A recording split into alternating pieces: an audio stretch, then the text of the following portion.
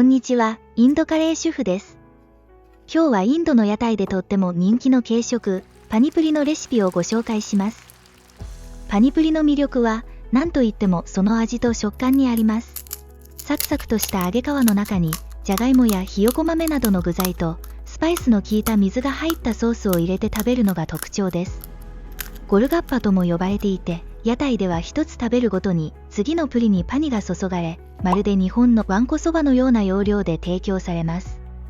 今回はサクッと作れる簡単な具と、水で溶くだけの簡単なパニプリのパニを作ります。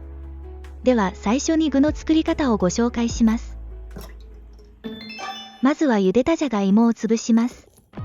食感の良い玉ねぎにしたいので、しっかりとじゃがいもは冷ましておきます。そこへ紫玉ねぎ1/2個、コリアンダーリーフ1つかみを入れます。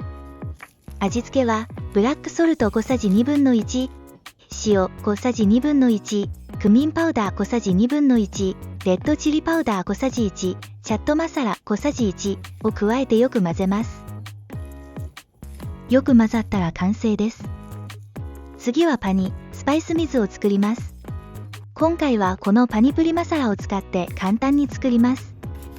容器にパニプリマサラ小さじ2.5杯、水 200cc を入れよく混ぜます。暑い日はパニに氷を入れておくとより美味しくいただけますよ。これでパニプリのパニは完成です。続いてプリを揚げていきます。このようなパニプリ用の乾燥プリが売られているので油で揚げていきます。しっかり油を温めてから入れます。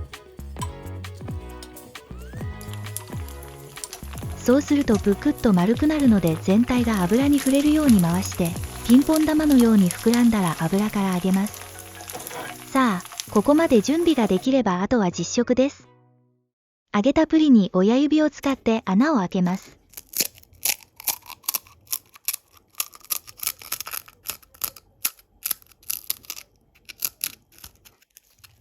その中に作ったじゃがいもの具を詰めます。お好みで追い紫玉ねぎとコリアンダーリーフをどうぞ。最後にスパイスの効いたパニに沈めてたっぷりパニごといただきます。